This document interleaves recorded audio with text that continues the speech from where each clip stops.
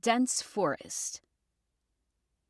Though well-trodden, the path was nearly deserted, leading her to believe the forest offered a richer bounty of flowers. With growing anticipation, she continued, finding a few flowers along the way, until a sweet fragrance drifted towards her. Someone grabbed her arm. "Don't go that way," a male exclaimed, already moving on in his search for flowers. "Cover your nose." But it was too late. The scent had already reached her. Her whiskers twitched and her nose wiggled. It was impossible to resist. Drawn by it, she discovered an increasing number of flowers the stronger it became. She couldn't fathom why so few were guided by this obvious aroma and were instead just randomly searching for blooms. "This is a dangerous path," another voice warned. "Ignore the scent." She continued anyway, finding more flowers that way, and oh, how that scent smelled so good. And as she gathered them, their colors seemed to deepen, their beauty becoming more vibrant. There were so many here, she simply had to keep a few to herself. Something grabbed her ankle and yanked. The sudden sharp pull sent a jolt of fear through her. She gasped a small choked sound before being dragged through a rustling cacophony of leaves and snapping twigs. She struggled to find something to grab onto, to stop the relentless pulling, but her fingers scraped uselessly against the slick, moss-covered earth. Her arms flailed wildly, desperate to grab anything, but met only the swift blur of the forest floor whipping underneath her as the rough ground scraped against her back. The unseen thing pulled her onward, its grip unyielding, and a sense of utter helplessness washed over her. A sudden stop, and she was thrust up into the air, only getting a glimpse of what had ensnared her. A flower. A colossal flower with white petals dwarfing her. It bloomed, releasing a cloying, overwhelming fragrance, and lowered her into its velvety core. The petals closed, leaving her trapped, head above the floral walls. Then unseen tendrils bound her legs, spreading them wide. A sickening snap, and her torpid cup was gone. Her nub seized in a wet, pulsating embrace. A moan escaped her lips as it sucked her nub. A strange mix of fear and a pulsing, insistent pleasure. It was an incredible feeling, like something her body had craved all her life. A deep, primal yearning finally answered, and she didn't want it to stop. Even as her mind recoiled from the alien intimacy, the sucking intensified a rhythmic hypnotic pull that sent shivers of pleasure through her, blurring the lines between fear and desire. She continued to moan, only now hearing a chorus of elation filling the luscious forest.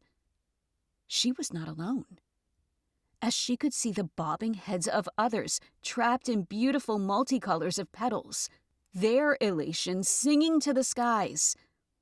The sucking went on and on until she reached the climax that heightened all the others she had ever had, splitting her open with a hunger to be filled.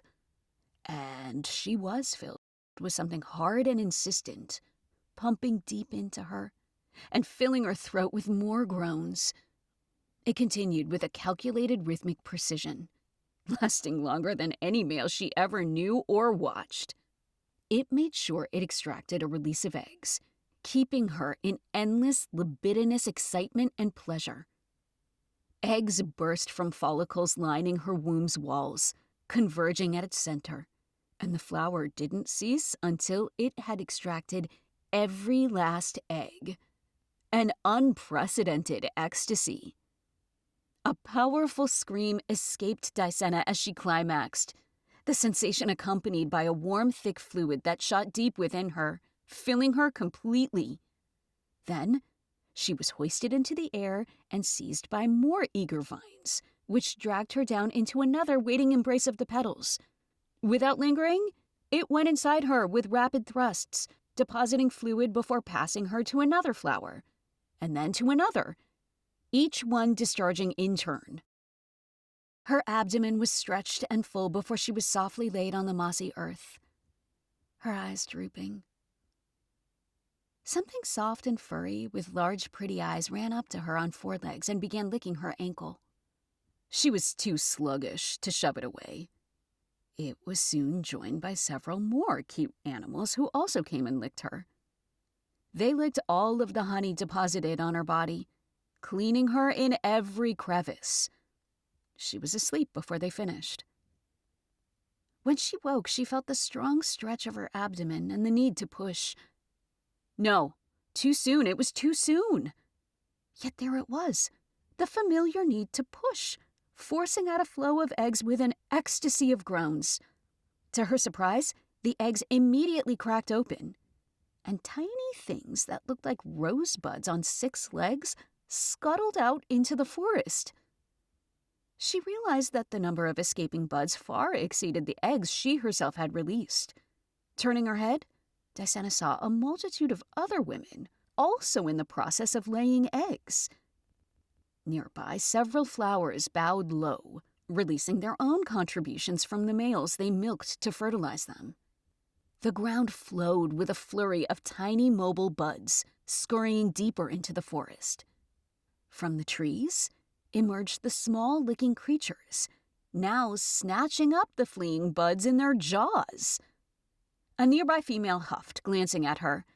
"New?" she asked, and without pausing for a reply, continued. "They grow fast," she grunted with a push, "and hatch fast. You only need 2 days before the eggs grow back inside you. Ready to be—" she grunted again. "Seeded!" She nodded toward the not-so-distant gigantic flowers. "Can't get enough of them. They just snap you up, but soon you won't want to.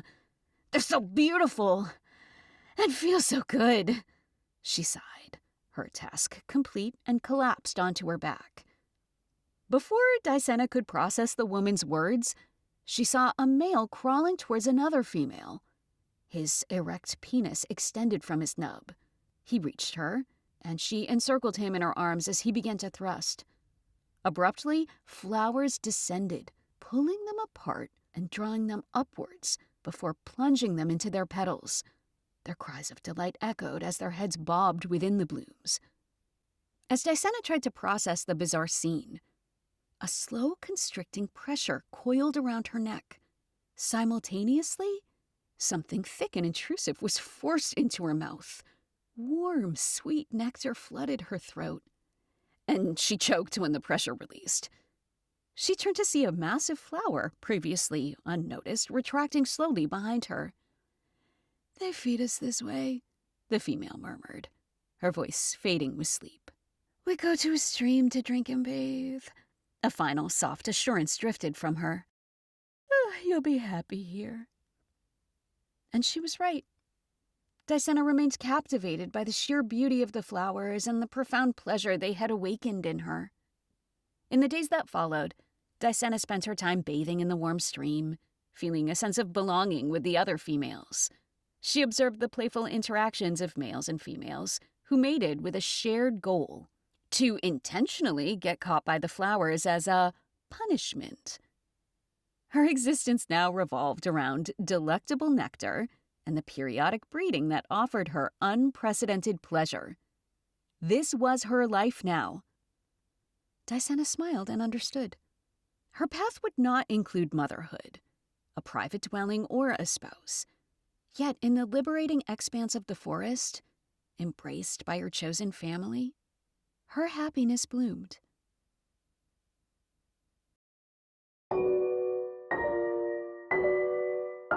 The end. Want to try another path?